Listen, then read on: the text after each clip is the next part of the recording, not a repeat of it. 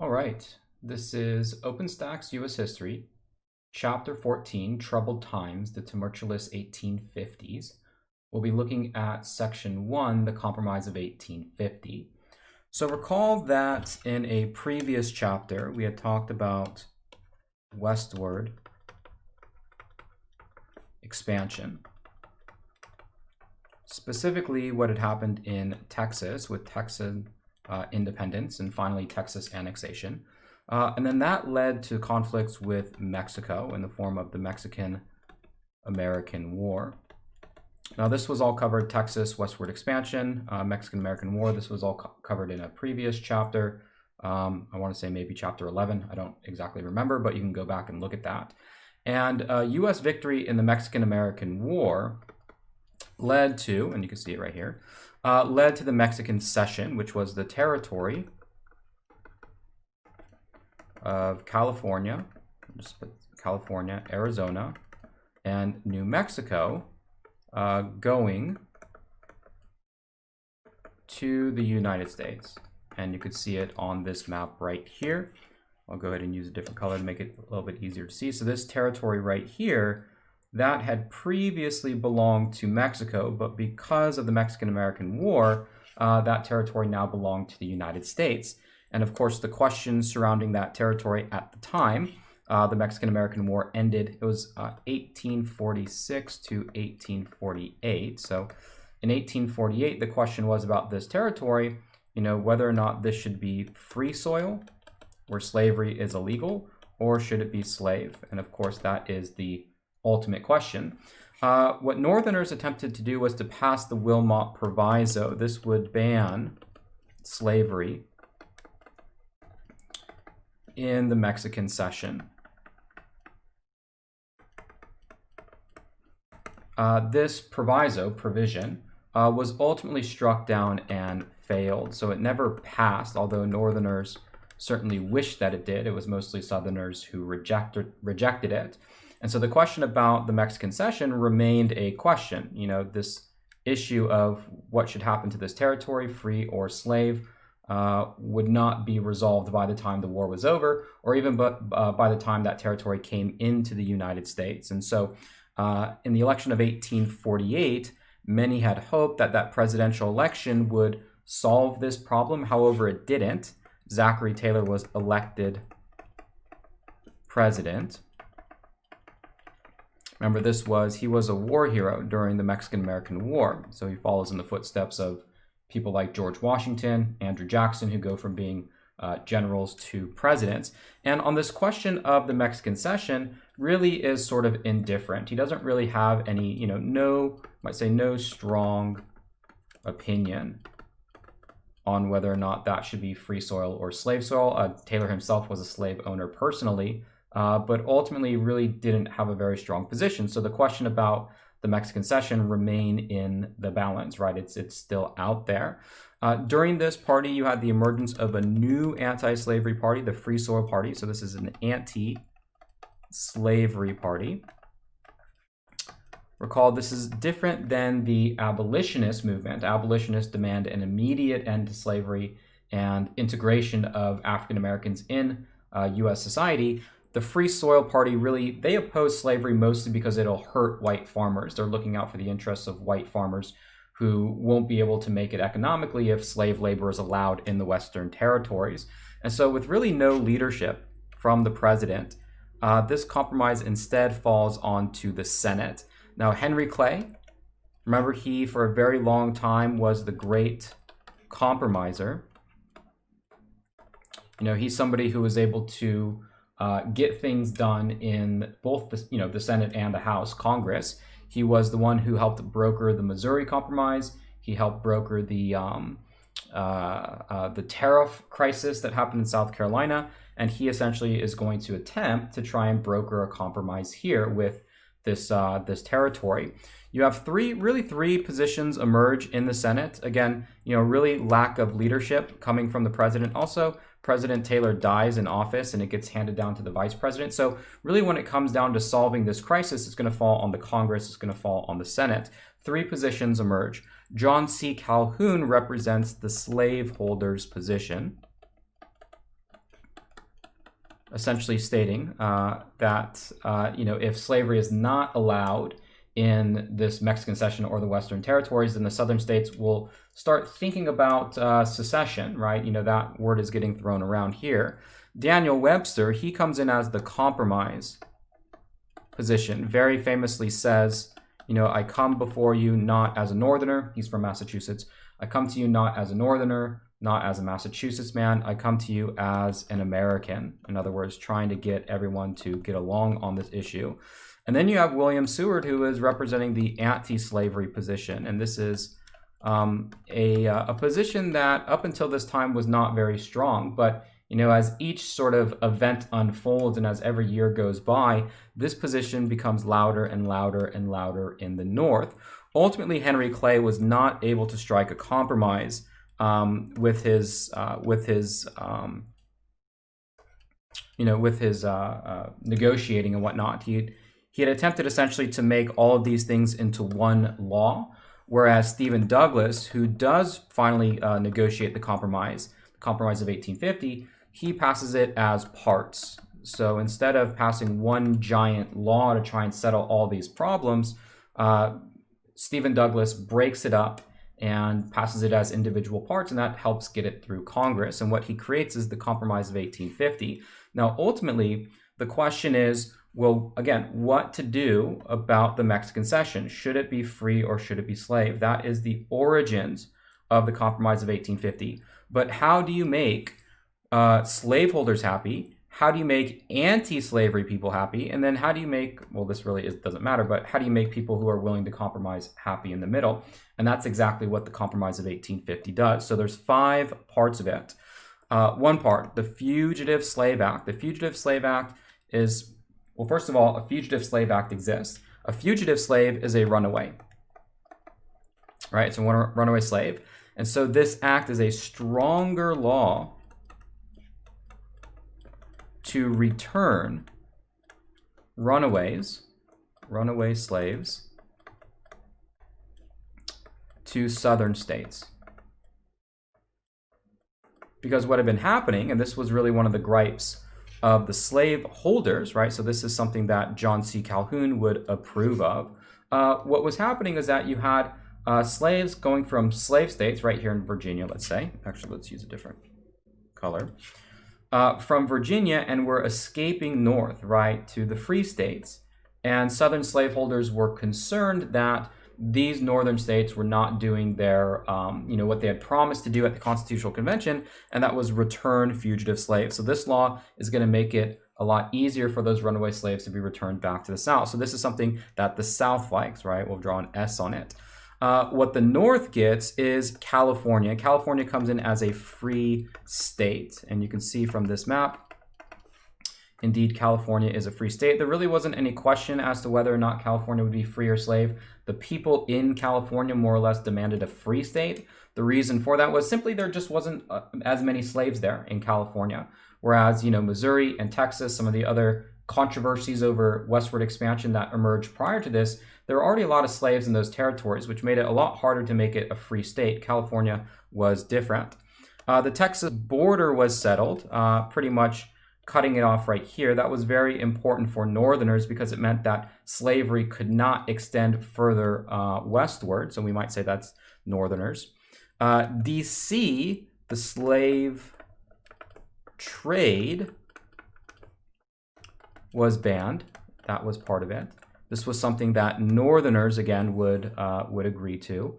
And then Utah and New Mexico, as you can see, these territories right here, those territories would be determined by popular sovereignty. And again, popular sovereignty is to let the people vote. So would slavery be legal in Utah? Would it be legal in New Mexico? Well, it depends. When those territories were ready to become state, then those people would vote. And, this idea of popular sovereignty was, it was both favored by North and South because both North and South were confident that when those votes were held, that their side would potentially win. And so when this compromise passed, Stephen Douglas, the Democrat from Illinois, was hailed really as, kind of a hero of the Union because you had you'd had positions that were so antithetical to each other, right? Calhoun and Seward were total opposites in the U.S. Senate, and it looked like there was no chance for any, any resolution to get passed. But the Compromise of 1850 was a miracle in some ways, and again, Douglas was celebrated as a hero. And for the time being, it seemed like this crisis of slavery in the Western territories. Again, this is this issue of slavery in the West had been such a strong issue and contentious issue. It happened in Missouri, it happened in Texas, it happened in California. When you look at the map after 1850, there's really no territory left to where you could potentially debate where slavery could spread to. So it doesn't look like this will ever be a problem again. And, it looks at that time anyways like the Civil War had been avoided. That turned out, not to be the case later on, and we'll talk about why that is. So Compromise of 1850 has all those parts to it, 5 parts. You have to pretty much know those. Now, what was, what had seemed at first to be a moment of unity actually turned out to be kind of sowing the seeds of destruction, so to speak. And that was one of the provisions of the Compromise of 1850, and that was the Fugitive Slave Act, which actually proved to be an issue that maybe even further drove the North and South apart than what it seemed at the time. So what did this Fugitive Slave Act call for? Well, it created a new body, a new federal commission, right? So a new, we'll just call it a commission, which would be dedicated to going into northern cities and looking for runaway slaves. So go into the north and catch, we'll just say runaways, right? That's what it's supposed to do. And if you were a northerner and you failed to assist, you could be fined and you could be put in prison. And really what this did was it, in some senses, made northerners complicit in slavery. Before the Fugitive Slave Act, if you lived in the North, slavery was kind of out of sight, out of mind. Maybe you were aware of it, but you really didn't know about it. Slavery was never an issue that, was an issue in the North, so to speak, maybe except for the abolitionists. But what the Fugitive Slave Act did was that it made it a Northern issue, because now you had instances where these slave catchers, as Northerners refer to them as, or kidnappers, as Northerners refer to these federal agents as, roaming northern cities. For example, Anthony Burns was a runaway slave who was captured in Boston, and the people of Boston broke him out of prison.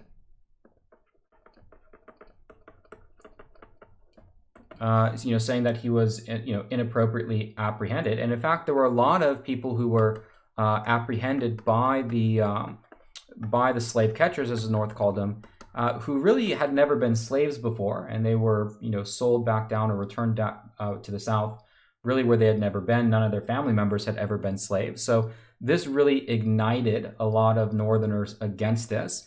They talked about the slave power conspiracy. This is the political power of slave states. And of course, what they're referring to is the 3/5 Compromise, which gives Southern states more votes in the presidential election and more votes in the House of Representatives because they can count part of their slaves. So you look at the presidency and the Supreme Court, which was more or less dominated by Southern slaveholders. This idea that the Fugitive Slave Act was a necessity was in part due to efforts by Harriet Tubman and the Underground Railroad, which was a network to help slaves escape the South. And the Underground Railroad, which was comprised of a number of different people, the chief conductor being Harriet Tubman, who herself had been a slave, escaped to Maryland, and had spent the rest of her life assisting and helping slaves get from Maryland to the free soil of Pennsylvania. And so, this notion of an Underground Railroad, of a network in which slaves were escaping the slave states to the free states, was in part one of the reasons why you had Southerners demanding a Fugitive Slave Act, because there were so many escaping. The reality is that there, you did have slaves who escaped via the Underground Railroad, but it wasn't as many Southern slaveholders believed. And because of the Fugitive Slave Act, it no longer meant just from the